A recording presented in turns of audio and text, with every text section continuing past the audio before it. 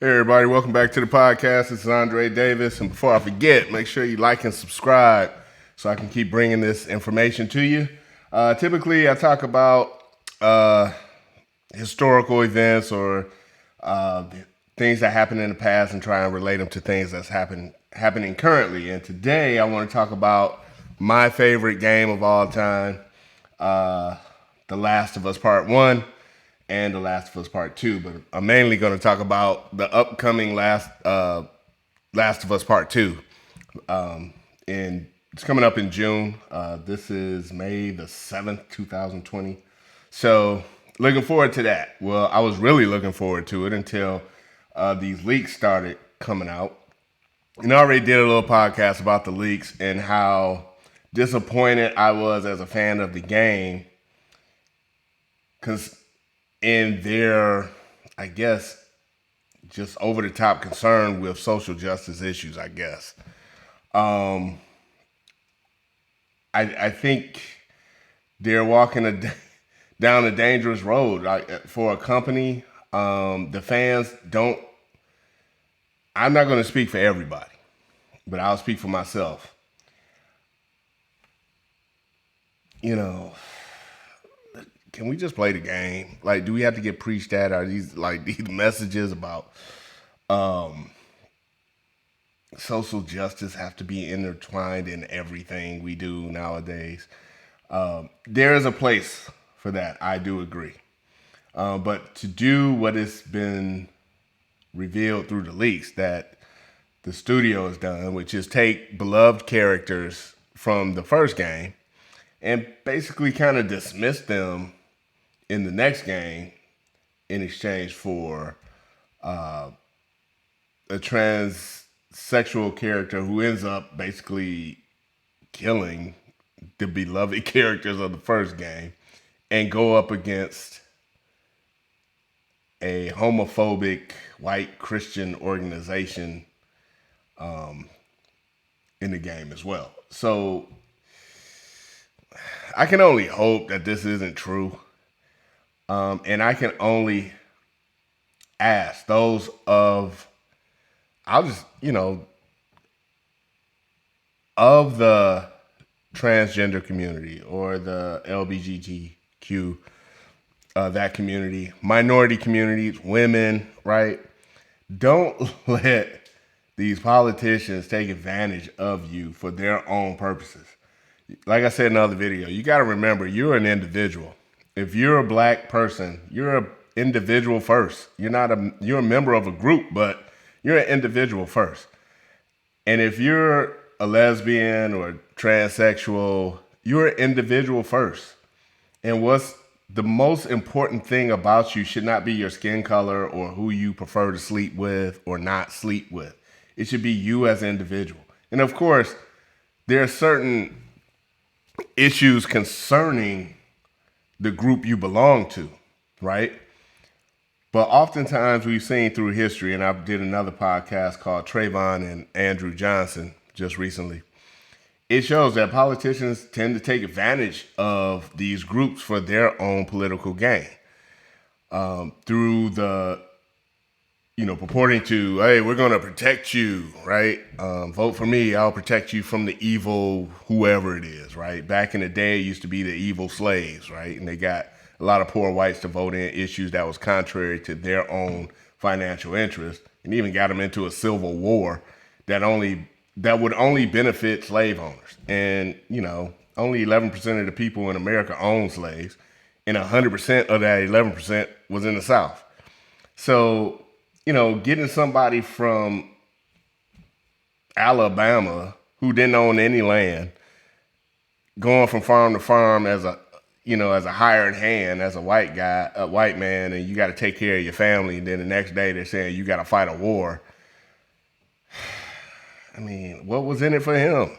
He ain't had no slaves. Why was he fighting to protect the institution of slavery when you couldn't afford a slave and you had to compete against slaves for wages? I mean, you got to compete in the market against slaves who didn't have wages. So it was definitely contrary to their interests. So this isn't anything new. And it's definitely, we can definitely see that in the black community. and it's just been rampant since the 60s, and they really ramped it up now. So anytime it's in gameplay, it's disheartening, man. And I would hope that members of these communities start to speak up for themselves as individuals to make sure that the policies that are being pushed to protect the group does not hurt the individual interest of the people in the group. Yeah, I just wanted to say that today. I just had to get that off my chest. Hopefully, again, the game will be brilliant, amazing like the first one. And I don't have to suffer through being preached at. And, you know, for those, and here's another thing. For those people who may see this and just say I'm homophobic, you're dumb and stupid, right? The biggest defense to, well, I'll put it like this. There are videos online about The Last of Us Part 2 and the leaks, and most of them that I've seen have been complaints. And the complaints go toward the story, right? Last of Us Part 1, there were gay characters in that. When the main character was a little girl, it turned out that she liked other girls. And I didn't recall complaining about that. And I don't recall, maybe I missed it, but I didn't recall too many other people complaining about it. I noticed it, right? But I didn't complain about it. And so I've seen recently online people defending Naughty Dog's decision to have this kind of social justice themed game put out there by saying the people who are complaining are homophobic or misogynistic or they hate gay people or whatever. Why is that the defense? I mean, why? It sucks, man. I mean, you take something that was great. You know, you had a relationship with a man who lost his daughter and basically finds a replacement daughter. They go on this, you know, adventure of a lifetime together. They get really close.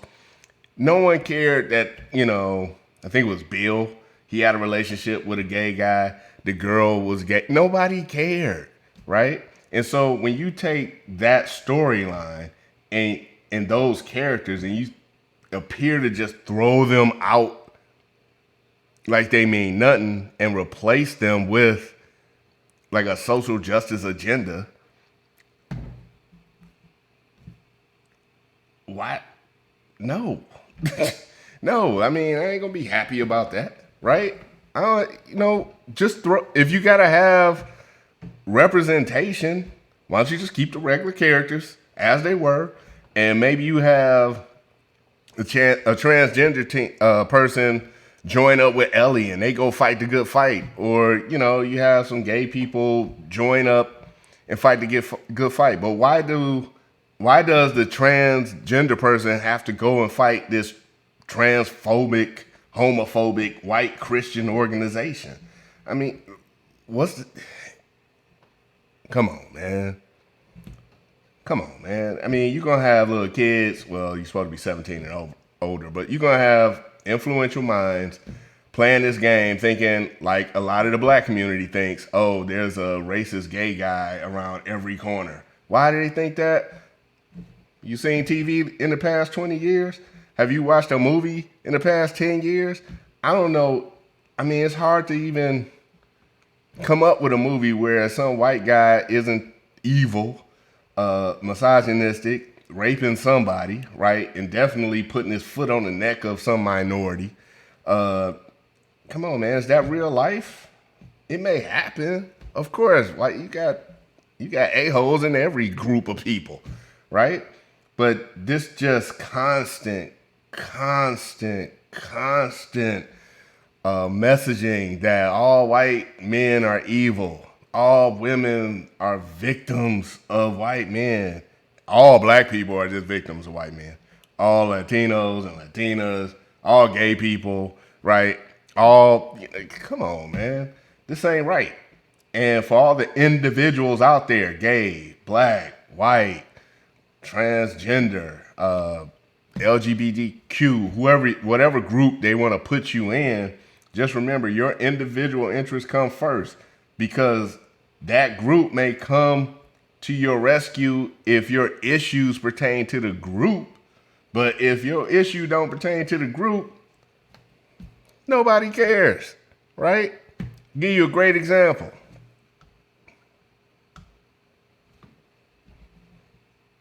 I dare you to say something bad about the Black Panthers. I dare you. I mean, they'll probably come arrest you in the black community. You can't say nothing bad about these dudes. Nothing. Okay, so why would you want to say something bad about those dudes? Well, for me, love the way they dressed. Loved it. For me, the policies they were pushing forth were basically socialist policies. I'm pro-capitalism. I'm pro-individual choice. I believe that the more responsibility a family has for their own well-being, the better the family will be. So a lot of the issues that the Black Panthers were pushing forth, I just didn't agree with. That's all.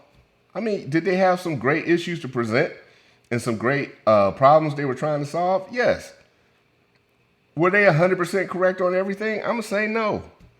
But you can't even question them, right? You can't even question whether they were correct or, if, over the course of time, would their policies actually be beneficial to the community, the specific black community, and then the community as a nation, the nation as a whole. Can't even question. And what's happening now is you can't even question anything remotely related to LGBTQ issues, women issues. Can't even question it, right? And that's not right. Freedom of speech, that's what it is. You're free to think, exchange ideas. We have to keep that in place. We don't have to shout down people. Let an idiot talk. The more they talk, the more you know how stupid they are. If you don't let them talk, how you gonna know what's gonna happen, right? Light is the greatest disinfectant. So, with that said, the next time you think of the Black Panthers, just put it in the context of what they were. They were a socialist movement leaning toward communism. And so was another one of our Black American heroes, W.E.B. Du Bois. He was a socialist. He died a communist. How many out there want to be communists? Raise your hands. I'm sure some of you will. I don't. So am I supposed to just agree with everything W.E.B. Du Bois said because he was black? According to a lot of you, yes. But I don't. So what can you do? I got a mind and I'm going to use it to think. And I suggest you do the same thing. So with that said, if you want to get an alternative view to W.E.B. Du Bois, try Booker T. Washington, who was a capitalist, right? Responsible for Tuskegee University, right? I'm down with him and Frederick Douglass. I'm not down with communism. So although W.E.B. Du Bois was he was an intelligent man, went to Harvard, yes. And yeah, but that's where I kind of part ways with my man. So just think of that. We're more than just the color of our skin or our sexual orientation, right?